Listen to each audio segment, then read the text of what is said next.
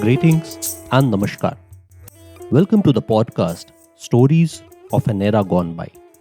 I am Dr. Shubho Chatterjee, and this podcast, Stories of an Era Gone By with Dr. Shubho Chatterjee, brings to you stories and snippets from the past. You are listening to the story of tea. In the previous episode, we learned about the origin of tea, its accidental discovery in the year 2737 BC, and how the beverage made its way from China to some other neighboring countries in Asia.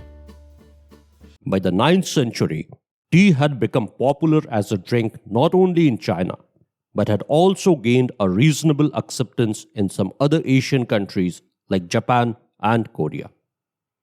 It would take another 800 years for this drink to travel from Asia to Europe. The Europeans were introduced to tea in the second half of the 16th century by the Portuguese traders and missionaries living in Asia. Till that time, the only tea available was green tea. The first consignment of tea to arrive in Europe was the one shipped by the Dutch in 1606. The consignment was shipped from China to Holland. As the tea had to be transported over a long distance, it was oxidized to improve its keeping quality. This was how the black tea was born.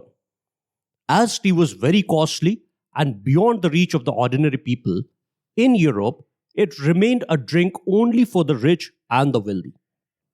In the year 1662, King Charles II married a Portuguese princess, Catherine of Braganza. She was a tea addict. Overcoming the initial obstacles of availability of tea in Britain, very soon, owing to the fondness of the new queen for this beverage, tea emerged as a beverage to be served on a regular basis in the royal court of Britain. Soon it became fashionable amongst the wealthy and aristocrats to drink tea. Riding the trend, the British East India Company, the most powerful commercial organization of that era, entered into the tea business.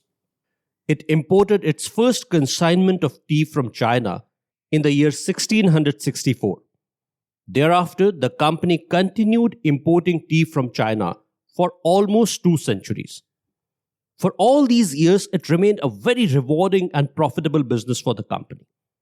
However, in 1832, when the British East India Company lost its monopoly on trade with China, it started making a serious endeavor to establish tea plantations in India and started exploring suitable areas for the purpose. A decade earlier, in the year 1823, a British explorer, Robert Bruce, and his botanist brother Charles Alexander Bruce had reported the presence of tea plants in the wilderness of Assam. They found that Assam already had an indigenous variety of tea plant. Thus, Assam emerged as a natural choice for the company to establish their tea plantations. Seeds of Camellia sinensis were brought in from China, and the cultivation of the Chinese variety of tea, along with that of the indigenous variety, Camellia sinensis assamica, was initiated at a massive scale. Subsequently, in the year 1835 to 1841, Darjeeling in Bengal, Nilgiri Hills in the southern part of India, and the Kumaon Hills in the United Provinces were also identified as suitable places for tea cultivation. The indigenous variety of tea, Camellia sinensis assamica, thrived well and flourished in the newly established tea gardens of Upper Assam. The plantation experiment was a big success, and the first auction of Assam tea was held in Britain in the year 1839. Today, Assam tea is the most widely consumed black tea, or the so-called breakfast tea, in the world. The Chinese subspecies with smaller leaves, Camellia sinensis, adapted very well to the climatic conditions and environs of Darjeeling and the Kumaon Hills. The Nilgiri Hills became home to both the subspecies of tea.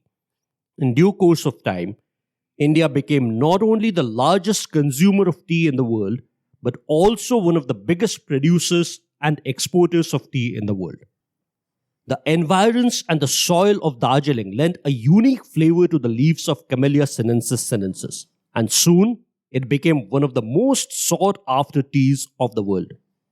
Owing to the pleasant flavor, the muscatel aroma, and its spectacular amber color, the Darjeeling tea came to be known as the champagne of tea. And this is how tea traveled all the way from China through Europe to India, and India became the tea capital of the world. Thank you for listening to this podcast. I am your host, Dr. Shubho Chatterjee, and this podcast, Stories of an Era Gone By with Dr. Shubho Chatterjee, brings to you stories and snippets from the past. I'll be happy if you be with me in this journey of exploring our past.